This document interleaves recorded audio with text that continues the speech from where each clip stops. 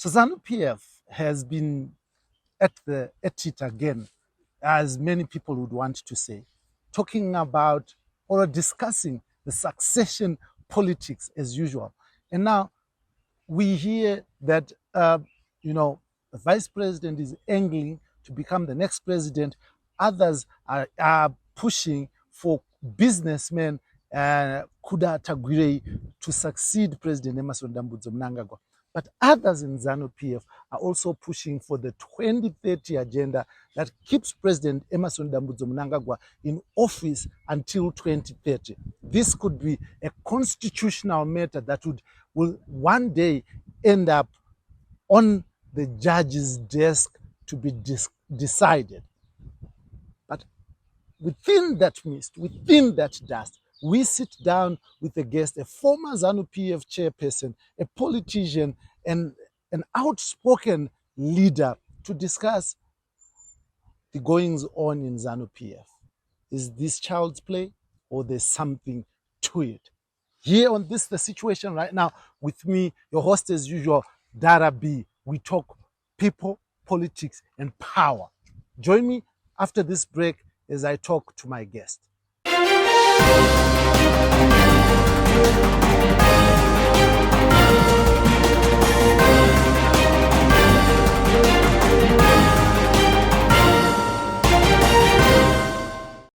Honorable Mliswa, thank you for joining us on this situation right now. We want to talk about, the issue around succession in our country, because when the 2013 constitution, that's the constitution we are using now, had a running mate clause, it seemed to have dealt with the issue of succession in those areas, but it was then removed. Now, all we seem to talk about is 2030 or who's going to succeed who. Can you just give us an insight into what you see in the political landscape in Zimbabwe right now? First of all, I welcome you back. I used to be in the remand prison. I don't know if they told you that I've got the records for the press-ups and sit-ups in there. Oh yeah. I used to wake up and pump the press-ups and sit-ups. I got out of there fitter, stronger mentally, and able to take on anything. And I'm glad you are still doing what you do best for the people. Well, thank you, back. Yes, listen, the country is going for elections 2028, and they've just done the elections of 2023, and you would look towards them fulfilling their manifesto, what they promised the people, what they intend to do with the country. Politicians are responsible for the governance of the country. They pass the laws. And I think it's important for me to say politicians are responsible for that. But again, we also have to understand how many of the politicians we have also think of that. How many politicians have the capacity? How many politicians are willing to be ticking the box on what they promised the people at the end of the day? So when you now divert from dealing with your manifesto, you now indulge into unnecessary issues, which at all, create a lot of speculation, the divisions which are happening and so forth. And divisions are not necessary at this point, because you first have to deliver the manifesto. And then we can talk about who will take over. Zimbabwe is well known for allowing the people to choose who they want. I think the late President Robert Mugabe was very clear. People say to him, but choose somebody. But also don't expect the president to choose somebody when it's a democratic process. He was chosen by the people. He was not chosen by anyone. He went through a democratic process. So he also expects the same to happen. But that happens within the constitutions of the various parties. Zanu PF are going for a Congress 2027, and going for that Congress, that's what matters the most. Whatever is happening now is not important. I was a provincial chairman of Zanu PF. As we were going towards Congress, we were expelled. The Congress of Zanu PF, so that people know, is not about all those Politburo members, Central Committee members, no. It's about the president and 10 chairpersons. The Politburo members at Congress speak through the chairperson of the province. That is the reason why the chairpersons are always vulnerable to be expelled or suspended. and they're usually suspended and expelled as we go towards Congress. So those 10 are the most powerful people, because you cannot, each province speaks through the chairperson of that province. Whether a Politburo member, a Central Committee member, a vice president, you can't. You need to go through your chairperson. They would have come up with resolutions going to Congress to say this is what we're going for. What we see from what they've been doing in terms of passing resolutions, they've been stuck on the current president saying he's our leader.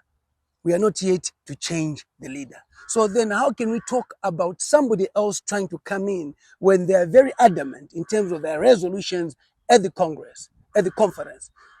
The critical issue is to also follow the conferences. The last conference, resolution number 1 was 2030, extension to 2030. By the way, the extension of 2030, so that I tell everybody, it does not require a referendum. Section 90 of the Constitution, subsection 2, if I'm not mistaken, or section 91, subsection 2, clearly requires 2/3. It's an extension. It's not a third term. And I want people to understand that. Zanu PF, if there's anything with the likes of Chinamasa, with the likes of the Honorable Advocate Mdenda, are well clued to the Constitution. Ndizo zigananda zemutemo madaraye. They've been with the party for a long time, and they know what the party requires. And there's no ways that the Honorable Advocate Mdenda would allow Zanu PF to do something unconstitutional to go through Parliament. 2030 is gone from a constitutional point of view because it's not 2/3; it's an extension. Let's talk about that, Honorable Mliswa. We are talking about the Constitution of Zimbabwe, saying that the president has a 5-year term. Where do you get the extension from 5 years to 8 years? Constitutional. It is. That's why I've referred you to that clause in the Constitution. It doesn't give Parliament power to extend its life. No. Because by extending the president's life, Parliament is also illegally extending its own life. No, this is where you've got to understand. Yeah. Let's separate extension and third term. No, I'm talking about extension right now. Yes, extension. Parliament cannot extend its own life beyond 5 years. The Constitution is clear. You have to have an election within 5 years. 5 years. The term of Parliament is cast as 5 years. What Parliament or the President can do is only to reduce the term of office, not to increase it. You see, what we want to be talking about is citing the various sections. I've talked about 90 subsection 2 or 91 subsection 2. Either of the two talks to that constitutionally. Either of the two talks to that constitutionally. So Peter, I don't have my phone. I would have liked us to go through it so that we understand it. And by the way, the Constitution and the law is how you interpret it. That's also the other issue. It's how you interpret it at the end of the day. But I am very clear. But if you're now going for third term, you then you need the referendum. Third term. The Zanu PF is not talking about the third term. And I want you to understand how smart they are in coiling it. Extension to 2030. Extension, but going for the third term. But there's disorder in the cockpit, right? There's some who don't believe in it. Zanu PF spokesperson Chris Mutsvangwa has clearly said that we are going to Congress 2027 and we are going to be electing a new leader. You see, it's constitutional. It's not wrong by saying we're going to Congress and we're going to elect a new leader. But let us wait whether at Congress there will be a new leader elected or the new leader will be extended. So to me, let's cross the bridge when we get there. For now, they're sticking to resolution. He was there at the conference. Why did he not object why did he not object to think resolution 1 of the conference? President Emerson Mnangagwa objected to resolution 1 of the conference. He said he's not interested. He's not going to go beyond his term limit, and he's a constitutionalist. He has been sticking to that, but he's deployed by the party. He is deployed by the party. When he was expelled first time, 2017, he was expelled by the party. When he was recalled by the party. That's his own personal position, and he's entitled to it. It's not the party position. The party is supreme. It's the party position. Party can be supreme than the Zimbabwean constitution, can it? No, it cannot be. It cannot be. This is at Zanu PF level. You've got to understand their constitution is the one that leads to somebody being a legislator or a president. That's their own internal democracy. Is there internal democracy in Zanu PF? Listen, there is. Because when they went for that conference, I did not see anybody standing up objecting to 2030 first resolution. I didn't. Is that not therefore an indication that there is no democracy? Because they could not object, even if now some of them are objecting. No. To me, it was the opportunity for those who object to stand up and say, I object. They came from their provinces. They came because one thing about Zanu PF is very meticulous when it comes to constitutional issues. They will start at cell level resolution, branch level resolution, district level resolution, DCC resolution, province resolution, which takes up to the national conference.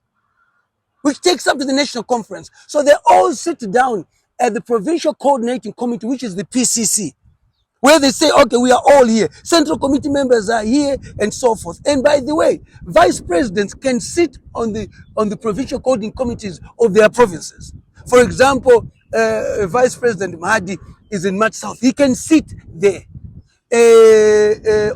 Honorable Vice President Chiwenga can sit on the Marsh East one. The former late president, Vice President Mzenda used to sit, and what he used to do, if you tell people, he would even sit at the back and then I've just come to listen. Do you think that the push for 2030 is a belief in Zanu PF that they don't have anyone who is capable of replacing President Emmerson Mnangagwa? No, you see, but what I want to talk to you about, so that we remain systematic, is that they had the opportunity at provincial level to say, we as province X are not going with this resolution. They did not. Is that possible in Zanu PF? It is possible in Zanu PF. It is possible in Zanu PF.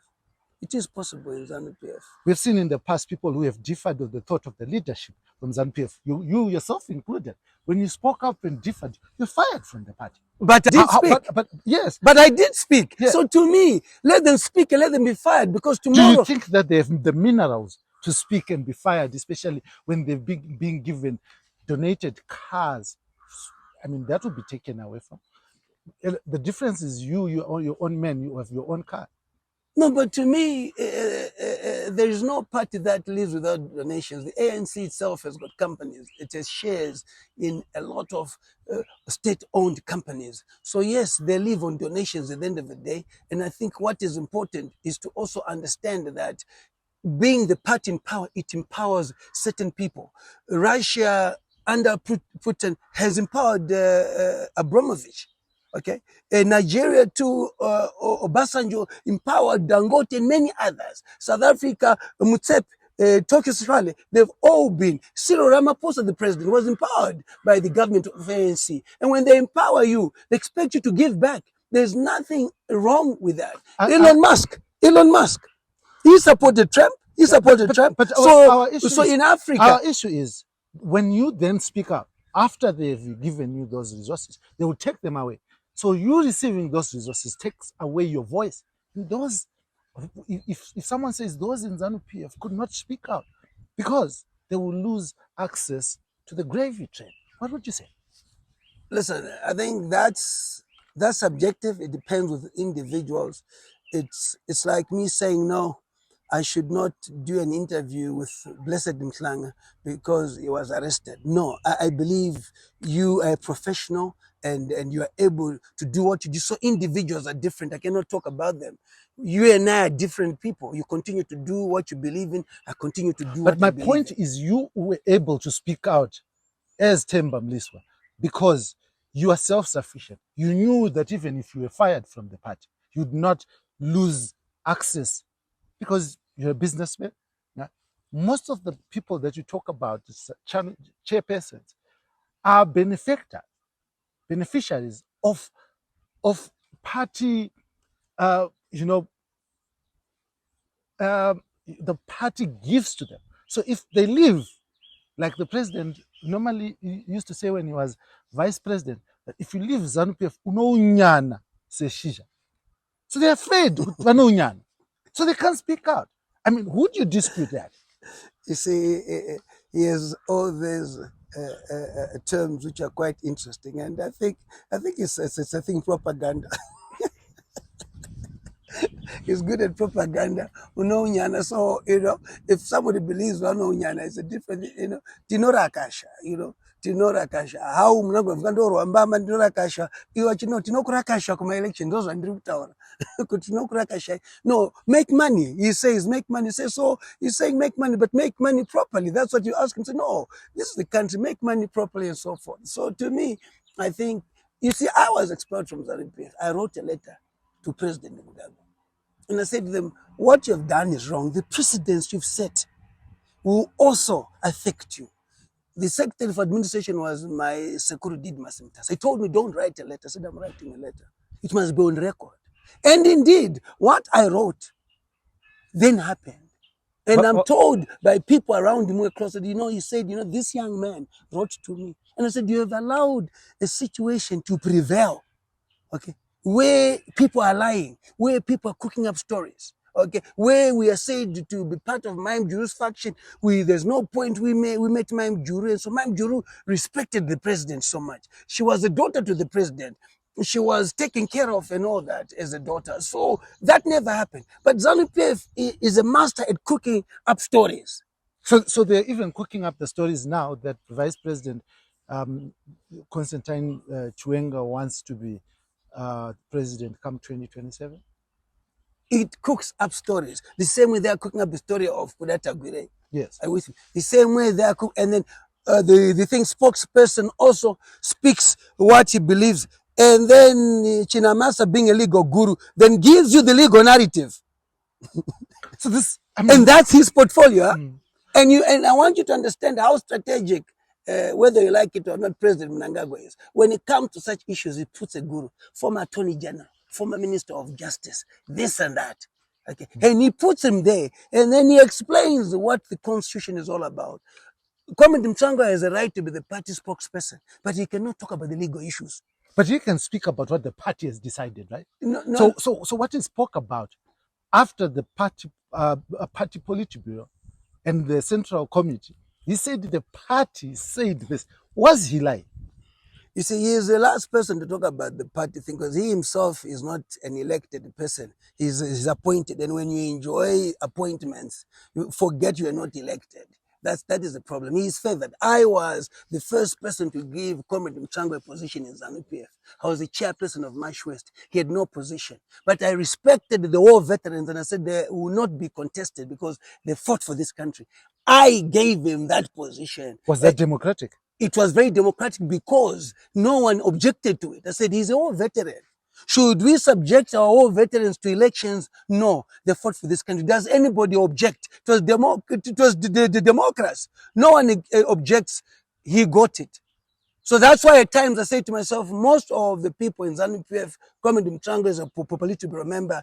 Yes, he went to the struggle, whether he did or not, I will not talk about the struggle. So who's more senior? Somebody who was chairman or him who was... So when I go back to Zanu PF, I decide what position will they give me. I'm more senior than Comrade Mutsvangwa in terms of the structures of Zanu PF. I'm more senior than most of the people in the... We'll talk about seniority. But this person that you are senior to, that you gave the position, speaks for the party. He is the mouthpiece of Zanu PF at the moment. And he says in a press conference that Tagwirei is trying to buy the Central Committee members, trying to buy his way into power and eventually become the vice president. Do you believe those statements? No, listen, he must prove how he's trying to buy his way. I think that's very important. It's not a secret that Tagwirei has supported Zanu PF. It's not a secret that Mutsvangwa today talks about Zanu PF because Tagwirei has supported Zanu PF. It was not for Kuda supporting the elections, giving them cars. He's done it publicly. That's the other thing. He's done it publicly. He's never done it quietly. And so the same way he gave those cars to the members of Harare province, he gave to party officials, which means he was donating to the party. All those political members have benefited from Kuda. Tell me which one is not. We don't want people who You mean Chris Mutsvangwa is benefiting from he has been given a car before all the Politburo members have been given cars by Kuda. All the Politburo members have been paid by Kuda. All the Politburo members have been given fuel by Kuda. Are you with me? Everything he has done openly. It is not, Kuda is just basically their boss, but Mutsvangwa must. So Kuda Tagwirei is basically the boss of the Politburo. He pays it, right? Mutsvangwa must have manners. You can't talk and eat at the same time. Table manners. You can't talk and eat at the same time. He has a tendency, maybe because of a glass of whiskey, one or two, to forget who is making him eat. In this Kuda. He has supported the party and many other people to have supported the party. And there's nothing wrong with that. So Kuda Tagwirei is basically the boss of the Politburo, right? No, he's not the boss of the Politburo. He is allowed. He is not stopped from joining Zanu PF if he believes that he wants to go into politics. But he who pays the piper plays the tune. No. Listen, to me, with the amount of money he's invested and what he does in business, I would also want to be part of the ruling party so that I'm able to also map the way which also makes my businesses grow. There's nothing wrong. And this is the problem that we have in Zimbabwe. It's about time we have business people not sitting in those corporate offices, okay, allowing politicians to mess up the country. Politicians who have no capacity, by the way, to mess up the country, it affecting you. There's no point, blessed, to be in a corporate office 11th floor, you're getting everything, but you're not part of the decision making of the governance of the country. You're not part of the law making process, which equally affects you. That's why these businessmen, I say to them, how many of them are technocrats who sit down and say, let's put in, they look at America. America, if you look at the people in England who are legislators, they're business minded people deployed by different corporates, different sectors of the economy, be it medicine, the doctors there who are in, be it agriculture, you have agronomists who are there, be it mining, you have mining engineers who are there. Then you're building a country. About the time that they left the corporate offices and joined politics so that they can shape their way forward in the future in terms of the way that they want the business to be run. We need people who are business minded. We need people with a record of being successful. But you can be in politics from the lower levels of the party. How does Kuda just jump from not being a cell member to a central committee? No, you are allowed. You are allowed to be. The party has got exemptions which they can do, and I've been in the party before. I've chaired the PCC and a co-option. By the way, none of those central committee members has the right to stop another central committee member. It's only Congress. I want you to understand that. Because if you have been elected by people, let's say in things Slowela and Kai, and you're going to represent them, if something happens to you, expelled, you're no longer in the party, there's got to be a co-option. So at that point, the people who are vying for your positions have got to be vetted, have got to meet the criteria. And if they don't meet the criteria, they're told, Shaman, you can not get into the right. So that process happens in that area where those people democratically choose who they want. You cannot then allow people to choose who they want and you block him. That's now you wanting to impose. That's not democracy. You are a central committee member. Being a central committee member, only Congress can stop. ED came in 2017. Are you with me? And central committee accepted them in. Are you with me? No one objected. As long as if you have power to accept, you must have power to deny, is it? No. I think, to me, most of those people in Zanu PF, and I must say this, don't understand the constitution. It's said that members at that level of the party, and it's actually worrisome, if they cannot understand their own constitution, what about the constitution? I was actually worried that surely, and Chinamasa came and spelt it. The way the constitution is run and what it means. He puts that post, deletes it, midnight, he puts it up again. Doesn't that show that there are fractions and it's fractures within Zanu PF? It is the content. In that response to him, it was very clear that there were even meetings which were chaired by the vice president where this went through. No one objected. Okay, no one objected. And he's saying the process that went through. So you then cannot want to humiliate somebody who you know. They know each other. The vice president and Tagwirei know each other from Commander Agriculture and so forth. Are you with me? It should be a shame for Zanu PF to want to humiliate one of their own who has assisted them. There's no one Was he the one who assisted the country, or the country assisted him? He made billions out of Commander Agriculture, didn't he? Oh, my father would say he's a shrewd businessman. Or he just milked the country He's dry? a shrewd businessman. I was the public accounts chairperson. Several times he was called. I was the chairman of energy. He was called. And he would explain and appear amongst politicians from all different parties. And at the end of the day, he answered what we needed to know. He's a shrewd businessman. He's a shrewd businessman. He's able to see where the money is in the economy, and he goes and he positions himself. War veterans have called on. They've said that they're being disrespected in Zanu PF, and they think that it's time for Vice President Constantino Gouveia Chiwenga to lead this country, and nothing should stop him to be president in 2028. This is what they believe. What is your thinking of that? Listen, I've got the highest respect for the vice president. I've got the highest respect for Vice President Mahadi, Vice President Chiwenga, the national chairperson of the party, because they are our leaders. But at the same time, there's also democracy. But one of the things which I must say to Zanu PF today, the entire Zanu PF, that you've let the war veterans down because you were with them in the struggle, they suffered, you are in these positions of power and you forgotten them. That one is a strong one for me because I have been very supportive of the war veterans as young as I am, and I did not expect them to be at this stage suffering. They were together in the struggle. And the last thing they think arrested the war veterans. How do you arrest people you're in the struggle with? For what? Because the High Court had said that they must be given their money.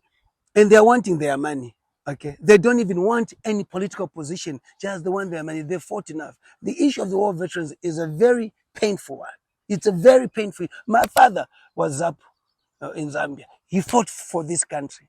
Okay. And to me, it saddens me that we are not able to respect those. You can talk about how bad America is, you can talk about how Britain is, but the veterans of the struggle there are respected. They're given their space. We equally need to do the same. And you think President Emmerson Mnangagwa's government is not doing it? To me, what is important is that the party itself, even the Minister of Finance, must be able to realize that he is a Minister of Finance because of the war veterans. Everybody in that position is there because of the war veterans. Some died.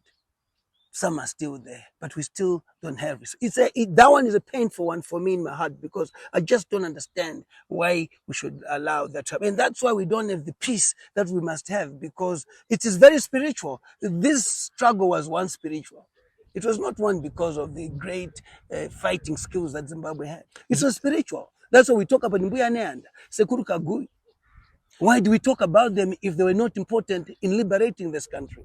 As we speak right now, Blessed Geza is among people who are wanted by the police because he stood up with 5 other war veterans and said that the war veterans are not being respected.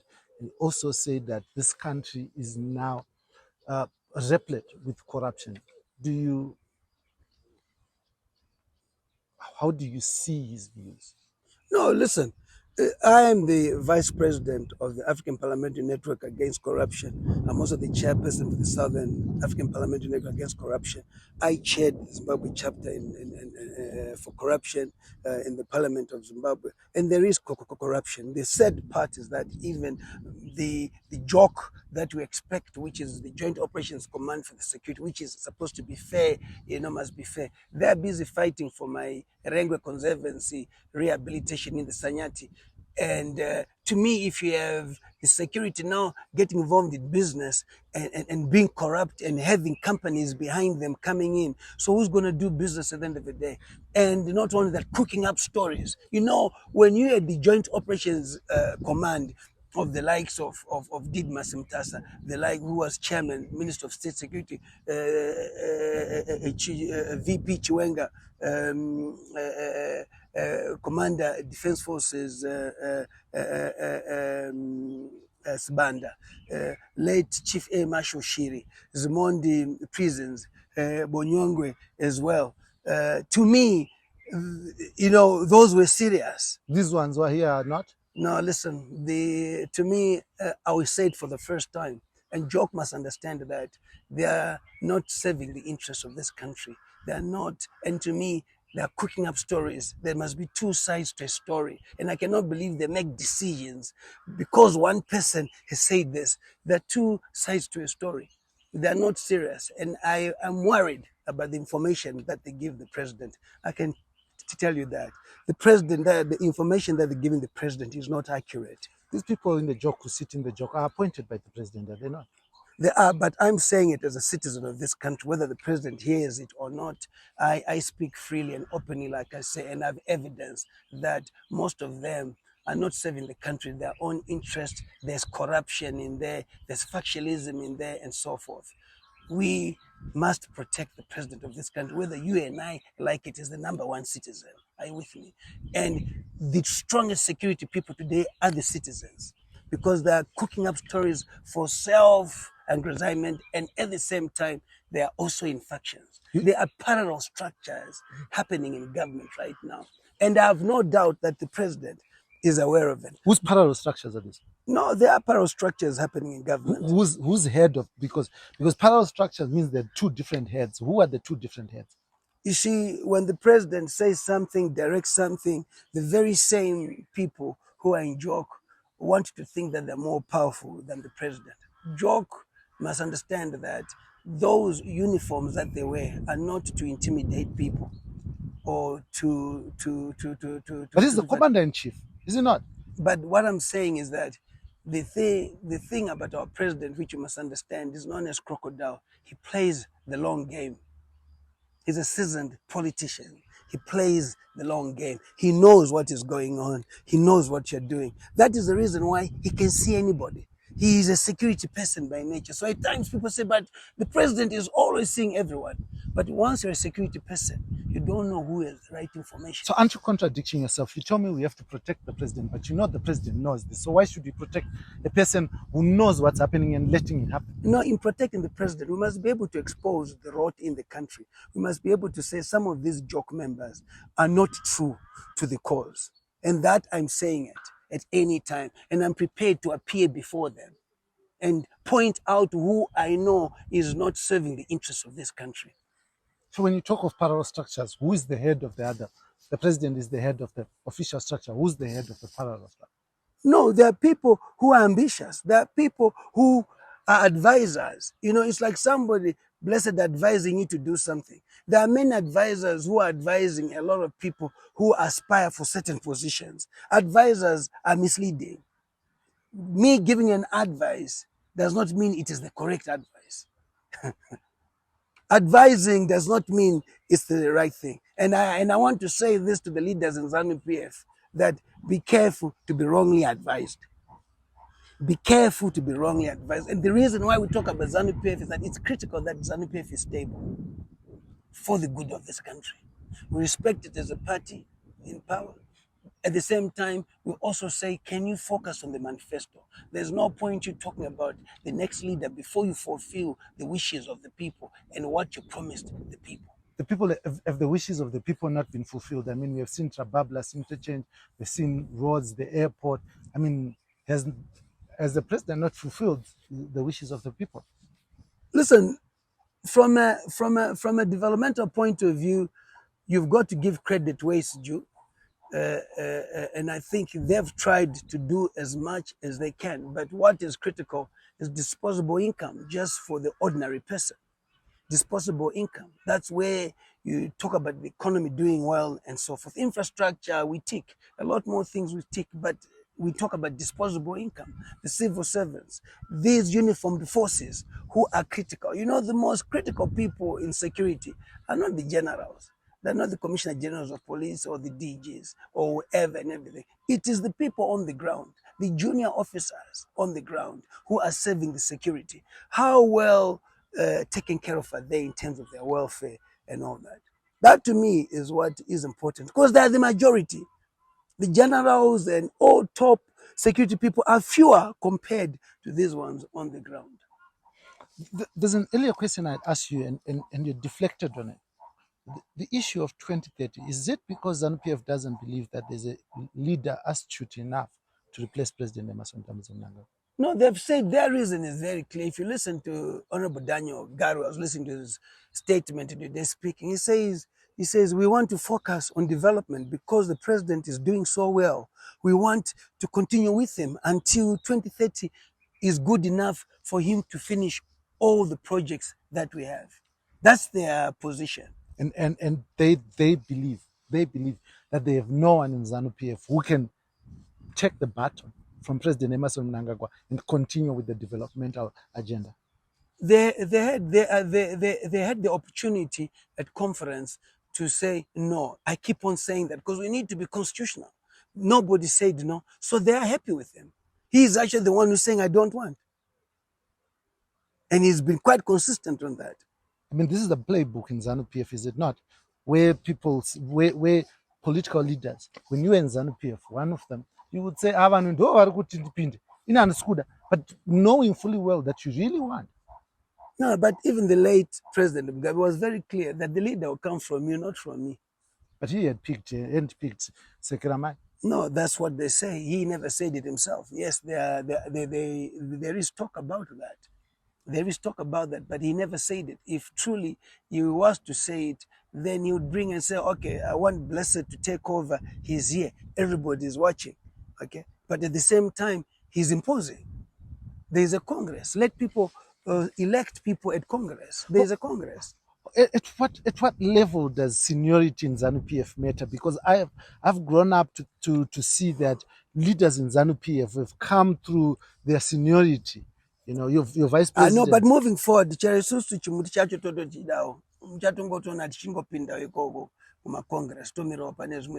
some generation must stand up and say it's our time. We will respect the country, we will respect our leaders and so forth, you know. And for me, I'm more than happy to serve the country, and I still want to serve the country.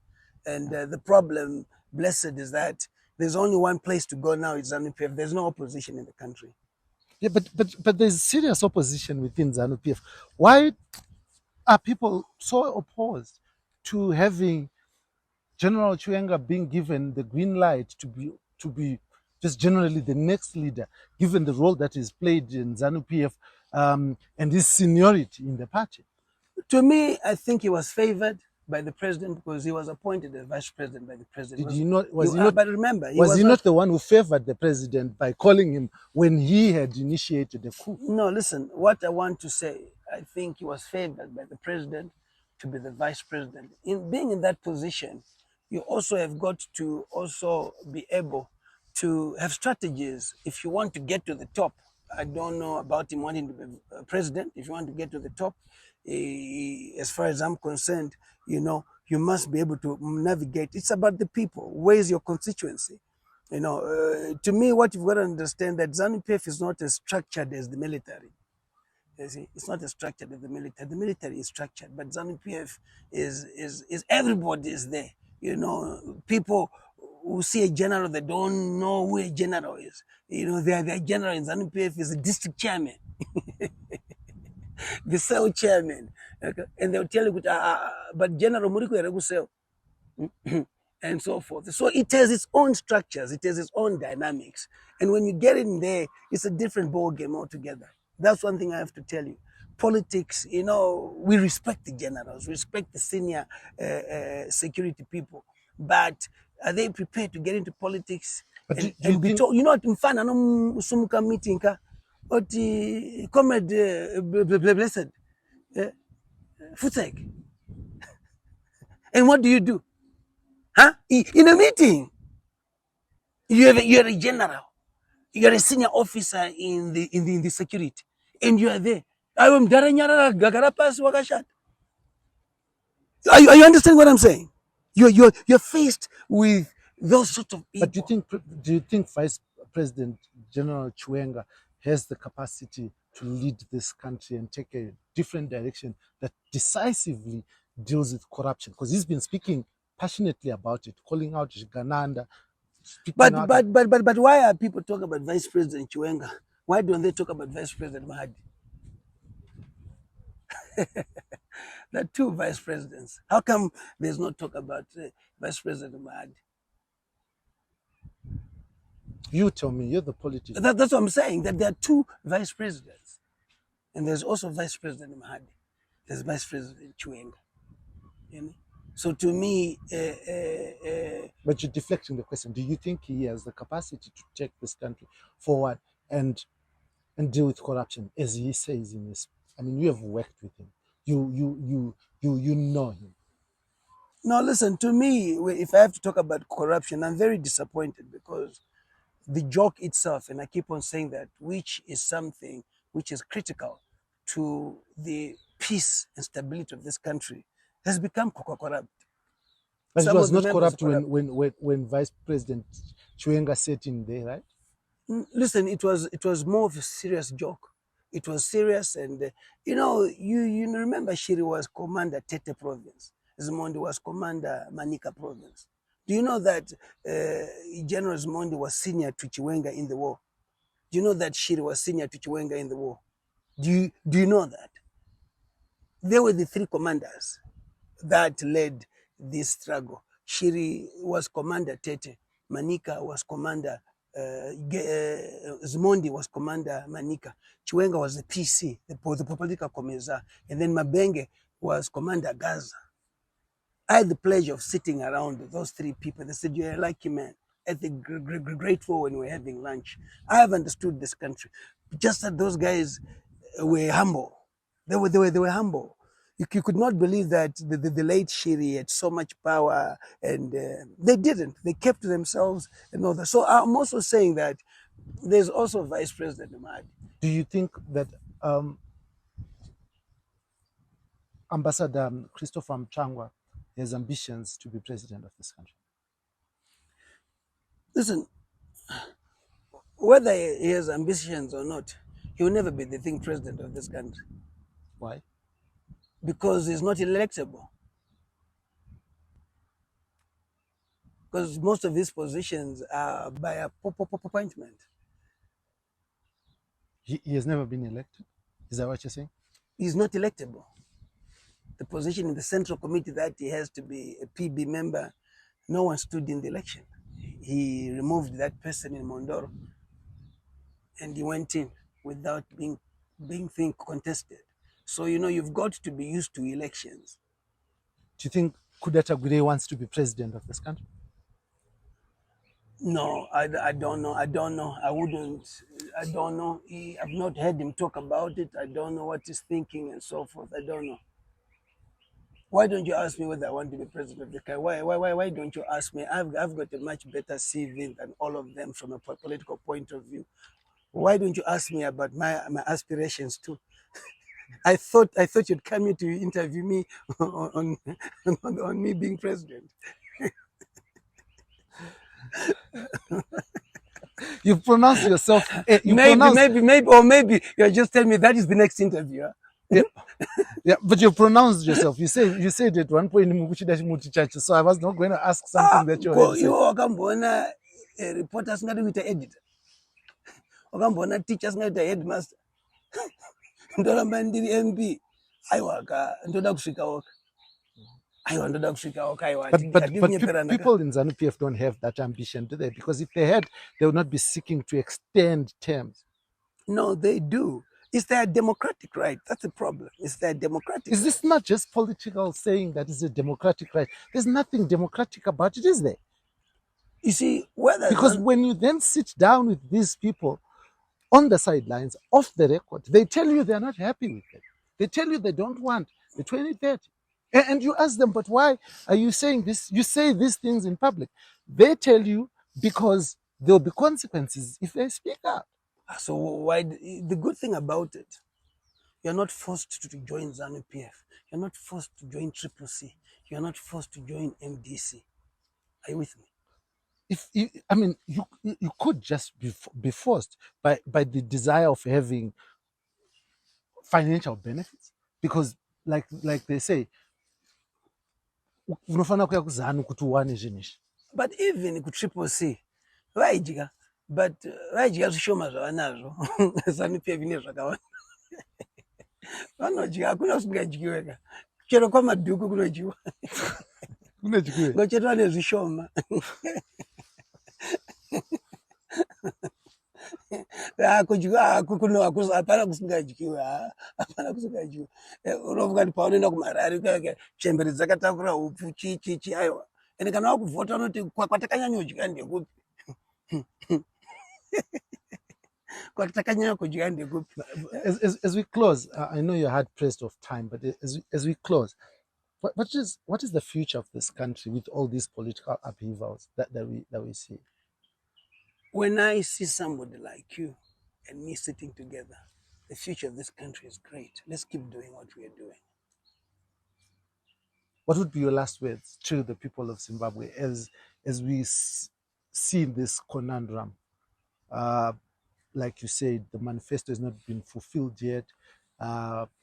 Disposable income is problematic. I mean, the culture of savings in Zimbabwe for the ordinary people has actually disappeared. Our civil servants are in poverty. Yet, instead of addressing these things, the daily fight is who is going to be the next leader, whether 2030 is going to be happening, the constitutionality of it. This is what has preoccupied us in the face of all these problems we have. To me, the taxing is too much when people have nothing. We've got to be liberal. We've got to open up the economy. Let people get what they can get at the cheapest price. Let there be competition. Open the markets. Open the borders. Let everything flood. Okay, but with the law, no need for taxing. Let us buy what we can buy with what we have. The US dollar, okay, is the currency. I always said that. You can't fight the US dollar.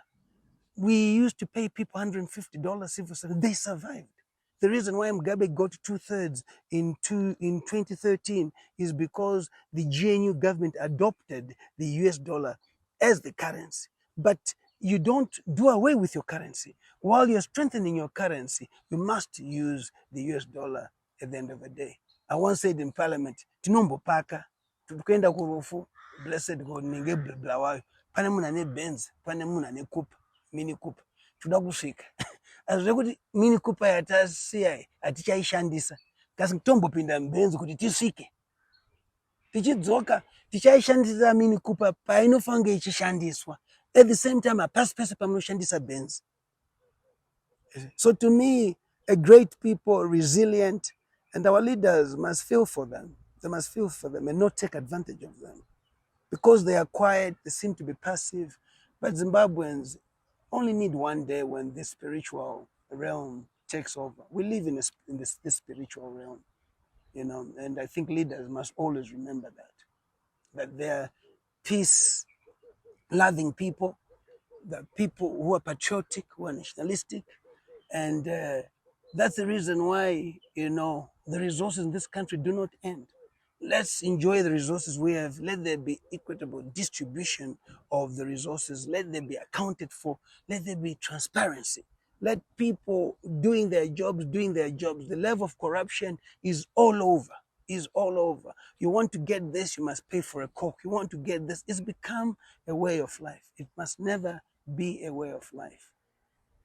I want to thank you very much, Honorable Mliswa, or Sabuku Mliswa, for sharing your insights and thoughts, and for your passion to continue fighting, you know, for a better Zimbabwe, you know, and how you always speak out, even when the odds might look against you. I mean, it's not every day when you hear someone openly in front of cameras speaking out against the Joint Operation Command, and it just takes men of steel. There are people who must serve people fairly. They must not be in the habit of grabbing what the citizens have and concoct lies. I used to respect that constitution. that committee. I used to respect it. How many people respect it today? When your security is in sixes and sevens, is becoming corrupt, then using the power, especially the police, using the power, you report of an officer commanding who's taking over in West Nyazema, who's taking over people's things. You report, there's no investigation. He's still in the office. When you have a minister of state who's issuing out fake rehabilitation permits when it's the duty of Emma, but you still sit with them and tell them they're doing the right thing. No. That's not the Zimbabwe we want. Thank you very much, Honorable Mliswa. And to our viewers, thank you very much for joining us for this insightful conversation that we're having with Honorable Mliswa. One thing he stood up against always is he has stood out against corruption and he has stood up for freedom of expression and speech. I want to thank you very much for that. Thank you, and wish you the best. Always great to have you. Beautiful. Thank you.